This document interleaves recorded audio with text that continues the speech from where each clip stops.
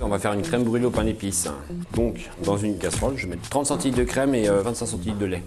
Après, vous prenez un peu de telle forte, donc une bière brune, vous mettez 5-6 centilitres, quoi. Alors après, on peut prendre d'autres bières pour faire d'autres choses, hein. Mais on a essayé avec de la Guinness. Mais la Guinness donne un goût de caramel et un goût amer. Donc après, vous avez une crème brûlée au pain d'épices qui n'est pas pareil, quoi.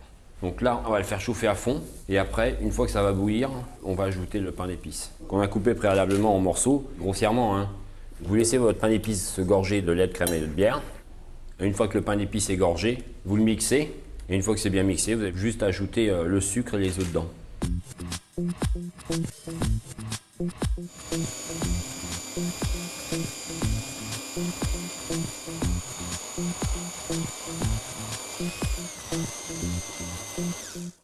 Donc voilà, une fois mixé, mettez 60 g de sucre dedans.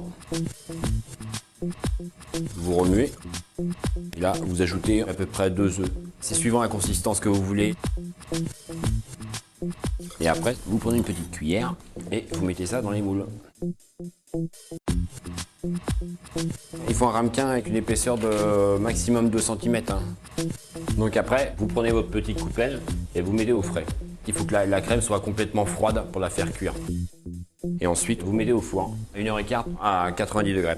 Mais des fois, on fait cuire moins longtemps, avec plus de température. Moi, j'aime bien une crème brûlée quand elle sort du four, elle est encore tremblotante. À Dijon, en elle-même, on est 3 étoiles Michelin. Moi, je trouve que les 3, 4 ou 5 restaurants, même tous les restaurants de la région, je trouve qu'on fait des choses complètement différentes. Donc une personne qui se dit « Tiens, je vais aller manger à Dijon 3 soirs de suite », elle va manger complètement différent les 3 soirs de suite. Vous appréciez encore plus la ville après, quoi. Et la gastronomie. Donc après, vous sortez votre crème brûlée du frigo et vous mettez la cassonade dessus. Vous pouvez prendre du sucre roux, hein, si vous voulez. Hein. Voilà. Ensuite, vous prenez un petit chalumeau. Donc si vous n'avez pas de chalumeau, bien sûr, vous pouvez le faire au grill. Hein. Vous mettez votre grill très très fort et vous le faites gratiner au-dessus.